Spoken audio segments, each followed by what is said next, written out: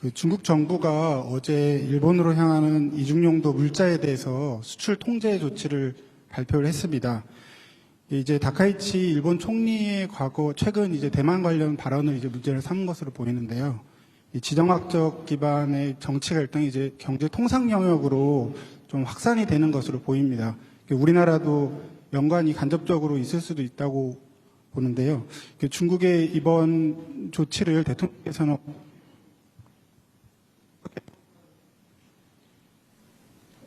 어떻게 평가를 중일 간의 갈등 대통령께서 좀 적극적으로 중재하실, 또 특히 이제 경제 통상 영역에 있어서 갈등을 중재하실 또 생각이 있으신지 궁금합니다.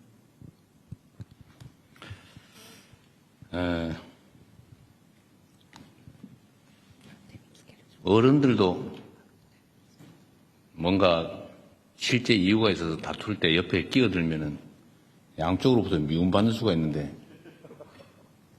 상황을 잘 보고 정말 우리의 역할이 필요할 때, 또 실효적일 때, 의미 있을 때 하겠지만, 지금은 우리가 할 수 있는 게 매우 제한적으로 보여집니다. 나설 때 나서야지, 안 나설 때 나서면 별로 도움이 안 될 수도 있어요. 자, 때가 되면, 또 상황이 되면 또 할 수 있는 역할을 찾아보겠습니다. 수출 통제 관련된 보도는 저도 어제 봤는데, 이 동북아시아의 평화와 안정, 또 연대와 협력은 매우 중요하죠. 또 한편으로 우리는 안타까운 역사를 가지고 있습니다. 또 그 안타까운 역사 때문에 우려도 많지요. 역사적 경험이라고 하니 그렇지 않습니까? 그래서 이 지금 문제된 수출 통제 문제는 매우 복합적이고 뿌리가 깊죠. 그래서 그냥 하나의 현상처럼 보이지만 그 현상만으로는 설명할 수 없는 매우 복잡한 문제입니다.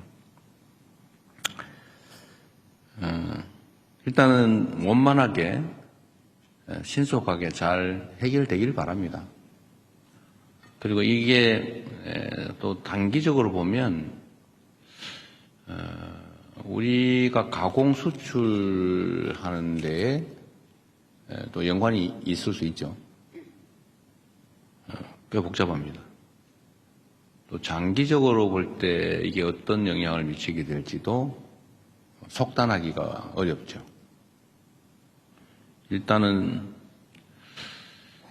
상황을 예의주시하고 우리가 어떤 상황을 직면하게 될지 이 점에 대해서 면밀하게 점검하는 그런 단계다. 구체적으로 여기에 대해서 이렇게 하겠다 저렇게 하겠다 말하기가 좀 쉽지 않은 상황입니다. 잘 해결되기를 바란다는 말씀 드리는 걸로 일단은 넘어가겠습니다. 네, 이번에 여성 기자분, 장윤선 기자님, 네, 대통령님 고생 많으십니다. 새해 복 많이 받으십시오. 네, 질문 드리겠습니다. 길거리 중계하다가 제재당했다는 소문이 있던데. 네, 맞습니까? 그 소문이 거기까지 갔습니까? 네, 별걸 다 듣고 있어요. 네, 사실 인민대회당에서 시진핑 주석과 셀카를 찍으신 세계 최초의 정상이 아닌가라는 생각이 좀 듭니다. 대통령께 여쭙고 싶은 것은 좀 정치적 상상력과 관련된 것인데요.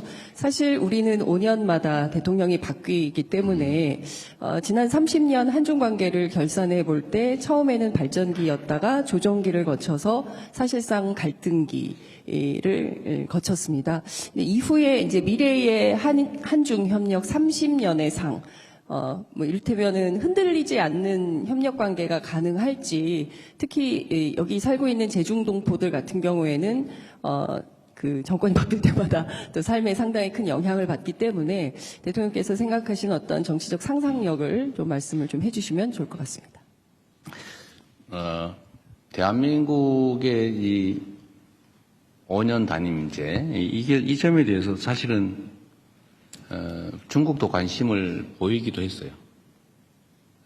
어떤 거냐면 이거 지속성을 담보할 수 있냐, 뭐 그런 얘기예요. 사실 그 말도 일리가 있죠.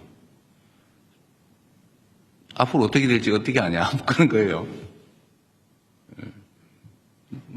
이게 일본도 사실은 일당이 계속 집권을 하고 있죠. 우리 주변 국가들을 보면 거의 대부분 그래요. 근데 우리는 이제 어쨌든 5년 단임제인데 과거에는 그런 진폭이 그렇게 크지는 않았던 것 같습니다. 예를 들면 뭐 김대중, 뭐 김영삼, 노태우 뭐 이렇게 쭉 흘러온 그 과정들을 보면 그렇게 진폭이, 특히 대외 관계에서는 진폭이 크지 않았던 것 같아요. 그런데 최근에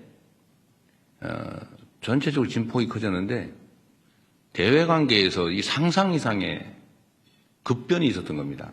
황당무계했을 거예요, 주변에서. 이제는 어떻게 믿지? 지금 얘기를 잘하면 나중에는 어떻게 될지 어떻게 믿나? 뭐 이렇게 된 것 같습니다. 미국에 똑같은 현상이 있다고 제가 들었거든요. 미국도 대외 정책 분야는 민주당이 집권하든 공화당이 집권하든 큰 변화가 없다. 그리고 외교 안보 분야에 관한 한 큰 차이가 없다. 어느 당이 집권하든. 근데 최근에는 엄청나게 다르다고 해요. 우리는 가장 최근의 경험으로는 완전히 천당과 지옥을 왔다 갔다 해버려가지고 뿌리끝이 흔들려 버린 거죠. 대외 정책이. 특히 동북아 부분은 그런 것 같아요. 더 심한 것 같습니다. 이 점에 대한 우려가 있는 건 사실이에요.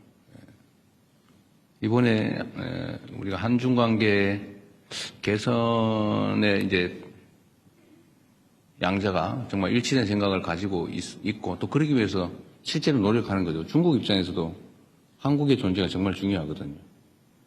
그런데 한국이 이게 보니까 어느 날은 토끼였다가 어느 날은 갑자기 1위가 되었다가 막 이래버리면 불편하잖아요. 그렇게 지속적인 정책 결정하기 어렵죠. 그러면 어떡하겠어요? 할 수 없지. 운명이죠. 그래서 제가 이 점에 대해서는 이렇게 얘기를 했습니다. 물론 그런 불안정함 때문에 정책 결정이나 국가 간 관계를 수립하는데 참 어려움이 있는 건 이해한다. 그러나 특히 한반도 평화에 관한 문제라면 지금이 기회다. 그런 면에서. 그리고 그거를 제도화하면 된다. 쉽게 뒤집지 못하게 제도화하면 된다. 이건 뭐 그것까지만 얘기했죠. 뭐 제도화 방법은 여러 가지겠죠. 입법을 해놓든지 아니면 조약을 맺어놓든지 문서상 번복할 수 없는 합의를 해놓는다든지 이러면 이제 마음대로 못 뒤집죠. 그런 방법도 있다. 그리고 지금이 어쩌면 기회다.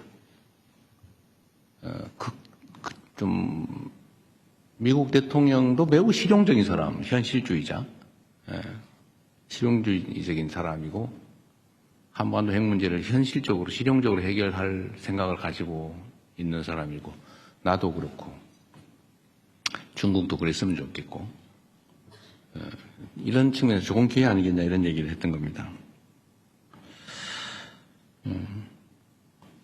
5년 단임제야 뭐 대한민국 헌법이 그런데 뭔 상상을 합니까? 그냥 가는 거지. 네. 그러나 저는 그런 걸 믿죠. 이건 국민의 바다, 민중의 바다, 이 민중의 강물 위에 떠 있는 배 같은 존재가 정치고 권력이니까 그 큰 흐름, 대한민국 국민의 집단 지성이 가지고 있는 생각이나 판단은 크게 바뀌지 않을 거다.